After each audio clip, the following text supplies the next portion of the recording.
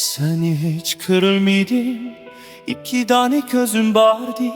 Nomis kilip gelmedim, üç dört iyi sözüm vardı.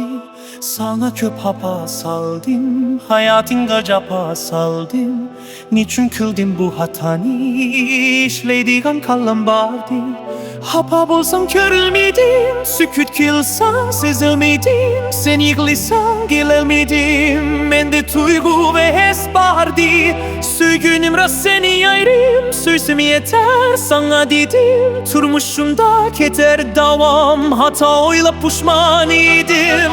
Hiç bilmedim pek et söygü, turmuş için yetmesini. Kütmegentim beni ayrımnin, bir gün taşlap ketmesini demek.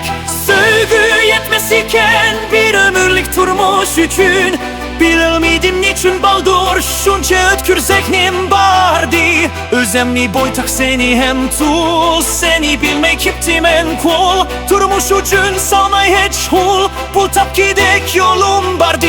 Paket söygü bilen kazan, lezzet tamak etilmesmiş. Pul bul misafirci aşık, birge yaşap ötelmesmiş. Söygü genen çilap yiyelmeysen, yaki kesip kiyelmeysen. Turmuş ni gül kilmay turup seni söydüm diyelmeysen. Didi hotun ketti öydin, kaldın yalbuz hiyal sürüp. Söygü ister mesuliyetni, kulak turup anlar mıydım? Komak turup anlar mıydım? Komak turup anlar mıydım? Söygü kesip mesuliyetni.